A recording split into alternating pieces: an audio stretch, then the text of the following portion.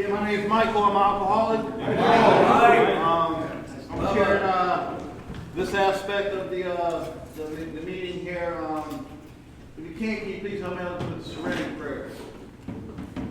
God, grant me the serenity to accept the things I cannot change, the courage to change the things I can, and the wisdom to know the difference. Okay, I'm here. I'm going to introduce, we got 3 speakers here. We got Steve, and we got Mike, and we got Drew. The Mike and Drew, I don't know a whole lot about, but I do see them every Thursday. Mike sometimes gives me rides home, from the meetings and that. And, and as far as I can see and hear and watch, they're working a pretty good program. I would have to say. It's not about, I used to be really good on what to say, but my action was terrible, and these guys have pretty good action. And I remember Steve, Steve's been around the rooms for a long time, man, and I used to watch him a lot. He used to go to a lot of the same meetings I went to back when a certain individual started a meeting.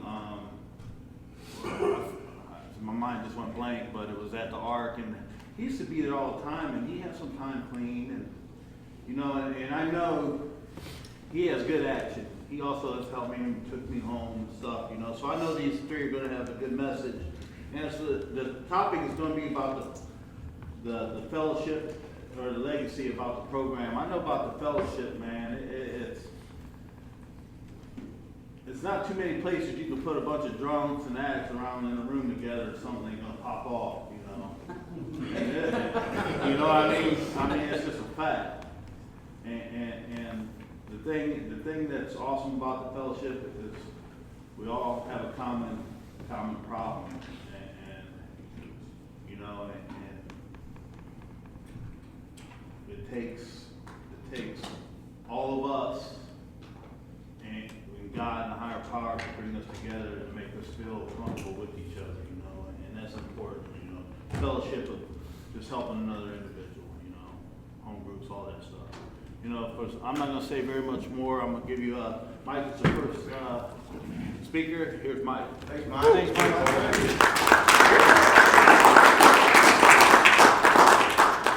Morning, guys. How are you? Morning. I'd like to thank you guys for all showing up.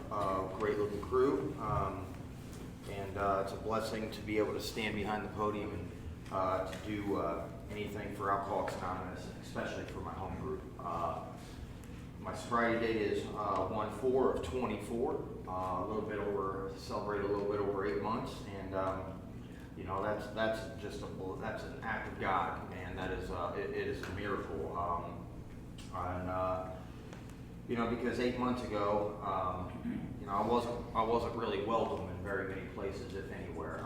I was completely isolated and broken, and I was full of fear. And by working these steps, and by being a part of a solid home group, and by the grace of God, He's rebuilt me, man. He's changed the way that I live and the way that I think, and that's a miracle in itself. So I'm up here to talk about more than a fellowship, a legacy. I've been in and out of the rooms for a long time. I get a little bit of time, and I would go back out. I'll get a little bit of time and go back out. And what I can tell you about the fellowship in my experience is that they've always welcomed me back with open arms. They've never judged me. They've never shunned me away, and it's always been nothing but a genuine acceptance here. All people ever have wanted to do was, be helpful, and I'm very grateful for that, because without the fellowship, that's just one part of it. But without the fellowship and the program, I don't think I would be standing here today. And so my experience is, this time around, I come back after being out for a long time. And I was what they call in the big book beaten into a state of reasonableness. Drinking had me completely beat up, had me isolated and broken, and I finally was given the gift of surrender. Right, I stopped fighting. I stopped fighting, and I was given that moment of clarity where I was able to look at myself and ask myself, is this the life that I truly want to live? Is this the legacy that I want to lead? You know, and I reached out to a gentleman that owned Sober Living, and I didn't have anywhere to go. And I knew by my prior experience in Alcoholics Anonymous that I wanted to be back in AA, and I knew that I could live a really good life in Alcoholics Anonymous if I surrendered to the program and the 12 steps. What I know is that I was brought to the primary purpose group, my first meeting back, and thank God for that. I was introduced to a fellowship and a group of men that play an instrumental part in my life today, and I love them. They're like brothers to me, and I appreciate every one of them. Because if they didn't stick their hand out and welcome me back, I know that I would have went right back to drinking and drugging. And so, you know, I like to say that, you know, the only requirement for membership is a desire to stop drinking, and that's pretty cool. All I gotta have is a little bit of willingness, you know, to come in here and to just keep maybe a little bit of an open mind and see what's on the other side of this thing. This time I came in, like I said, pretty beat up, and I knew by past experience that I don't think I had given myself fully to this program. It talks about how it works, half measures avail you nothing, and that was my experience. I didn't fully give myself to this program. I still wanted to hold on to some things. I wanted God to come in, and I kind of treated him like a genie. You know, I would say some prayers, and I would put some serious expectations on him. And when I didn't get what I thought I deserved, I'd be resentful. And boy, was I completely mistaken on how that works. And I've learned today that I'm a vessel for God, right? I do his work, and I'm down here to be his agent, you know, and to help other people and spread the good news, and to be an example of this fellowship. So, you know, I kind of think of the legacy, you know, is unity, you know. This is more than just a fellowship, man, that I've understood. It's brotherhood, you know what I mean? It is, it's a brotherhood. I got real true friends today that love and care about me, and I love and care about them. 8 months ago, I was incapable of love or of any kind of giving. My whole life was completely based on self and what I could get, how I could get it, and who I could get it from. And today, that's not true. Today, it's been changed through working the 12 steps. I'm able to give back today, and I'm able to think about others and be considerate of others and be considerate of their feelings. And so the legacy I also thought about today. I was thinking about it last night a little bit, and it was like, you know, I want to ask myself, and I challenge you guys to ask yourselves, what legacy do you guys want to leave in Alcoholics Anonymous? Because I think it's very important that, you know, if I'm going to lead a legacy in this fellowship, that I need to be a man of integrity. I need to be a man of courage, you know, a man of God. And to come in these rooms, and I've learned through good sponsorship that the best way that I can feel a part of is to get to contribute, right? And that's making coffee and helping out the new guys, shaking hands, whatever I can do to be a part of, you know, the meeting. Because my drinking, led me to be isolated, alone. And that's where my disease wanted me. It wanted me to be broken and alone and by myself. And today that's not the case. Today I can call, like Mike touched on, and Aaron, really good job too, guys. I have a brotherhood that I can call, and if any kind of problem arises, I can just be honest, man. I can be myself around these guys. I can talk about what's really going on in my life, and that's been an extreme blessing. We had a lot of fun in the fellowship. We went to Marietta, meeting on the river. It was a blast. We went fishing, met some people out there. It was a conference, and it was really solid. Our home group, we have 2 home groups. One Monday, and it's 12 and 12, and that's really solid. And then on Thursday we have a big book, and I love how that works, man. We get a little bit out of the 12 and 12, and we get a little bit out of the big book, and it helps us stay, in the solution. But I guess, a legacy for some reason I was thinking about was like a Kobe Bryant or like a LeBron James. You know what I mean? To be honest with you. And what I learned, man, was, I look back over their career and I see, man, that, they built this legacy through, dedication and hard work and never giving up and putting, through the low spots, man, still pushing, still grinding. And that's kind of, the leg. And when you hear their name, you automatically think, wow, they're really, really good, And it's not about, in Alcoholics Anonymous, it's not about being really, really good. It's just about making spiritual progress. We don't claim anything but spiritual progress. And that's all I really want to continue to do is grow with my higher power, man. I want to grow as a man, and I want to learn, and I want to be a better person, not just for myself, but for the people around me. I've come in these rooms and I've learned that it's AA as a whole. It's not just unity. Unity is one part of it. Unity is a big part of it. I think it's very important to stay accountable to a group of men that get to know you, that can call you out if you need it, that if you're hurting you can turn to. But I think it's all 3 sides of the triangle, man. It's that recovery, that unity, and that service, and it's working it all as a whole. Yeah, man, I can say that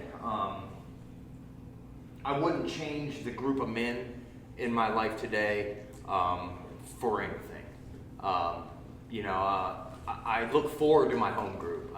We're very active. Hence even the conference. This morning, I was real nervous, and then I realized that there was nothing to be nervous about, man. I'm around a group of people that love and care about me, and I'm speaking in front of people that I love and care about.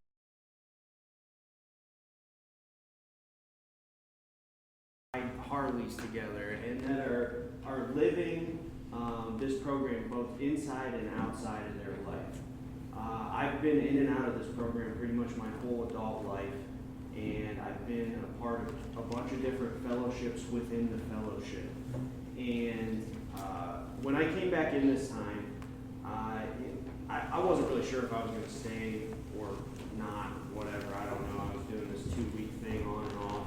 And thank God that He directed me towards the PPG group and this group of guys, because I was living off of the fellowship and God's grace for a while until I found time, or before I actually dug into the program. And if I would have went to any other fellowship within the fellowship that wasn't PPG, I don't know if I would be here right now. If I went in and somebody in that group was working like a program adjacent to the actual program, which I've been a part of before, I don't know if I would actually be here. And if your group isn't living these traditions and this program in their day-to-day life, it's real easy to get off track. And I'm happy to say that our group, the 3 legacies, they live those legacies, and we hold true to the 12 traditions. And if you get into a group, and I've done this before, where you're just kind of like hanging out in the fellowship, going to meetings, doing the thing, not really doing much other than that, the long-term sobriety just isn't there, or wasn't there for me at least. And you know, unity in the fellowship is part of the 12 or the 3 legacies. And it took a while. The first one is personal recovery depends upon AA unity. So if your group isn't working towards unity, that trickles down to affect your personal recovery. And it took me a long time to understand that. And you know, I'm just, like I said, I'm super privileged to be a part of such a loving and caring group of guys that do truly care about this program and care about the newcomer, and you know, taking meetings into treatment centers. That's amazing. You know, that's God at work. That's truly God at work. And you know, the other part of the legacy, when I heard this topic, I also thought about the first time that I went to the Gatehouse and I saw where Bill and Bob sat down in those chairs for the first time and they talked for all those hours. And I'm sure they knew they had something special at that point, but I also think about, like, are we taking care of their legacy? You know, are we making sure that this program is as near and dear to this book as we possibly can? And that way we don't lead astray. And you have to convey a message with depth and weight. Because if you're all willy-nilly about it, I mean, if you're not conveying a message of depth and weight, and it doesn't actually touch your soul, you know, me personally, I wouldn't stay around. And I've heard Mike say before, you know, like, if your brother, sister, son, daughter, whatever, comes into the program, what kind of program would you want them to be given? And I take it a step even further and say, like, if I had the chance to bring back one of my dead friends that died from this disease, and they had one more chance at getting this thing, what kind of program would you want to give to them? And I wholeheartedly can say that the PPG program and the work that the guys in that group are doing is what I would try and give to them. And that's how important it is. It is a life and death thing that we have to try and preserve and, you know, not get away from what's in this book, which is an easy thing to do. And yeah, I'm gonna keep it short and sweet. I'm just super grateful to be here. I'm really glad all you guys came and helped preserve the legacy. That's all I got. Thanks.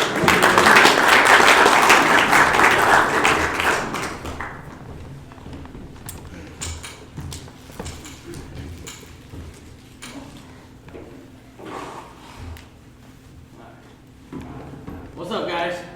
Steve Shoemaker, and I'm an alcoholic. I have sobriety dates 3/23/2023. Give it up one more time for the guys. Keep the vibe high. I see guys rubbing their eyes and falling asleep here. We gotta keep it upbeat. Thank you all for being here. This is awesome. We've experienced a bunch of different conferences before. Our topic is fellowship, more than a fellowship, a legacy. And we've got the fellowship a lot of different places, and especially in our community right here. So we've been to Marietta, like Mike talked about, over to Defiance, Pittsburgh. We have our home group sponsors different treatment centers and brings meetings into 3 different treatment centers. You know, we're doing a lot of work. We have a Monday, Thursday, like we talked about, and then we have a lineage workshop on Sundays. So we're a busy group.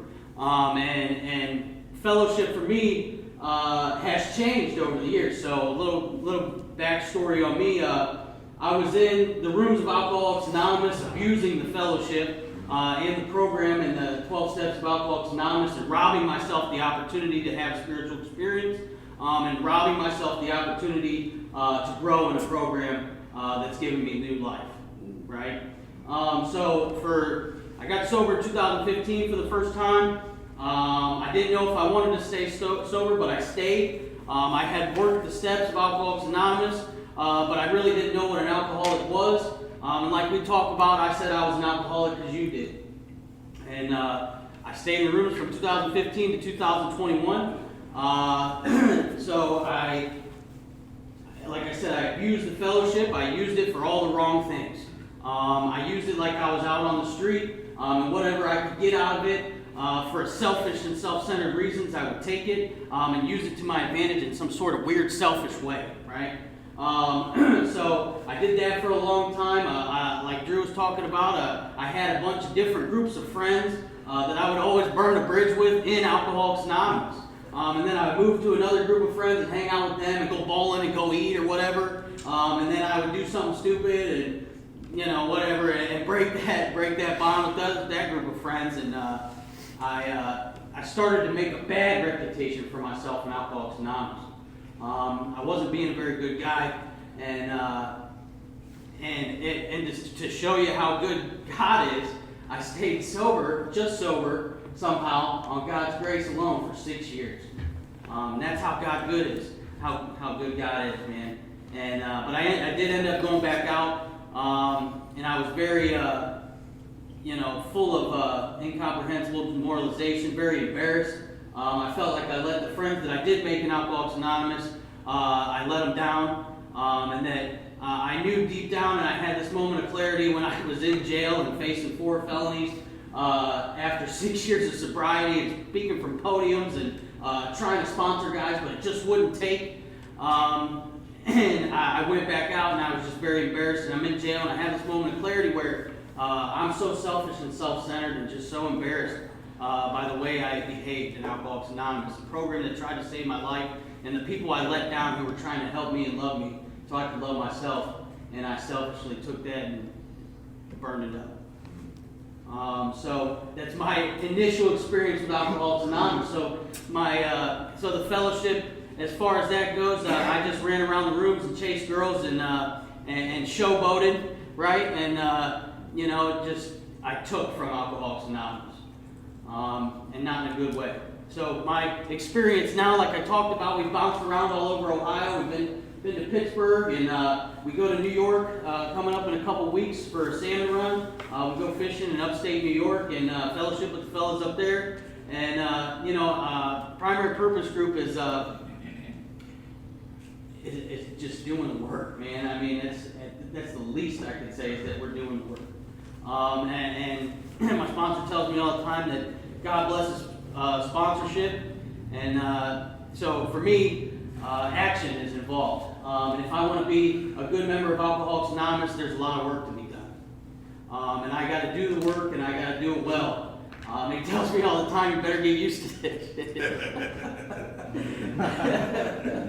So, I get used to it. And something else I hold near and dear to my heart is, like a lot of us when we were new, I didn't have a way around the meetings, and I had to, rely on the fellowship. I had to call guys, and I spent a lot of time with my sponsor and some of my sponsee brothers, and we went to a lot of meetings and doing a lot of stuff. We went to Ashtabula and helped take a meeting up there, or they already had it there, but we helped them out a little bit, and we were chairing and speaking up there for a while. And so, I mean, we're bouncing around in the fellowship of Alcoholics Anonymous everywhere. And earlier in my sobriety, and the past sobriety that I had, I was part of the YPAW group, the Young People in Alcoholics Anonymous, and went to D.C. and went to Michigan, and there's like all kinds of people out there too. And so, I mean, the fellowship of Alcoholics Anonymous, I mean, goes deep, right? So early though in my sobriety, this time around, my sponsor used to drop me off, and I talk about this all the time, and I don't know if it's a big deal, but it's a big deal to me. He used to say, Steve, if you could just hold on to the God in sobriety, you're going to be all right.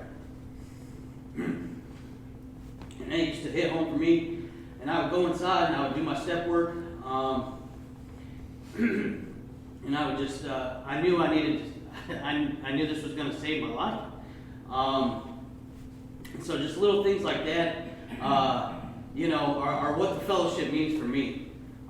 It's very serious. It's very, tugging on the heartstrings. It's very, it's changing my life, and it's helping me for the better. And like my brothers talked about before me, we pray a lot, man, and we really care about each other, and we really want people to succeed.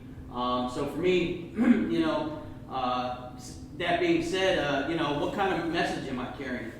Like the guy before me talked about, what kind of message am I carrying about Alcoholics Anonymous?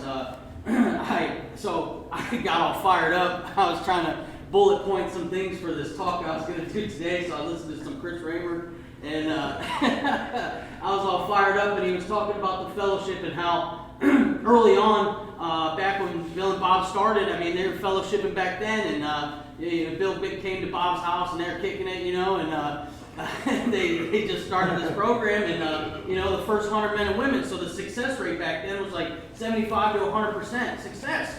And it's deteriorated since then, and it's the same message that they were carrying back then is the same message now. And that got me fired up, right? And I'm like, is it? And I feel like our group is strong, and we got a lot of guys that are at service, and every time we meet somebody or wherever we go, we carry this message, this strong message about Alcoholics Anonymous, the 12 steps of God. And so it got me fired up, man, and touching on a couple other things. So our primary purpose is to stay sober and to help another alcoholic. That has all to do with the fellowship. I come into a fellowship of Alcoholics Anonymous to be of maximum service to God and to my fellows. That's very important to me, right?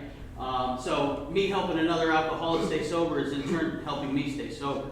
And what an act of God that is, right? It's got nothing to do with me, it's got all to do with God. Like my other brothers talked earlier, me helping someone is out of the ordinary. I'm so selfish and self-centered, and I've torn my life apart and done all these bad things, and just been so selfish and wanted everything to work out for me, and I got this hole in my soul, and I just try to fill it with everything but. And I fail time and time again, and how much self-reliance has failed me time and time again. So I come into a fellowship, and they love me and bring me back to life, right? And we come to primary purpose group, and it's popping. I mean, we got the music going. We're kicking it on each other and laughing, and every guy that walks by, we shake their hand and we find out who they are and why they're here, and if they want to stay sober or not. And then we carry them a message about Alcoholics Anonymous and show them what we do. We show them where the coffee's at. We got greeters, and we show them where the coffee's at, and the music's popping, and I mean, it's something else. I mean, if you've been there, you know what it is, man. And it's a vibrant place to be on Thursday night. So, I mean, that's my experience with the fellowship. And as far as it being one of the legacies, Mike talked about. I like that you brought up LeBron.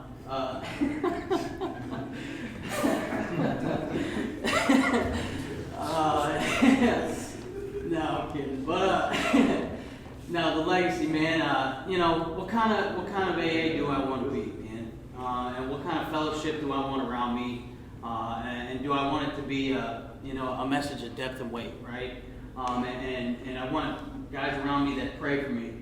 And we pray before our meetings and stuff. And I want guys to call me on my BS. And I want I just want guys to see guys helping each other. And we're all helping each other, man. I mean, what an amazing program that this is. And I'm just very grateful to be here, and I'm just very grateful for the group that we have.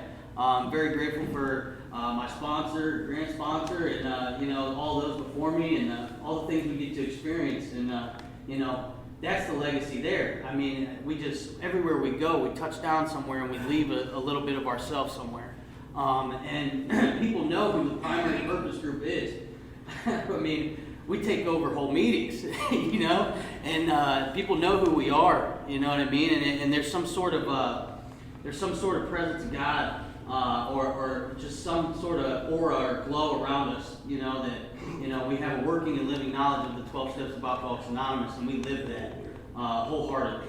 And that's the kind of fellowship that I want to be around, and the fellowship that I want to be a part of, right? So thank you guys for listening. Steve Shoemaker on Alcoholics. Steve.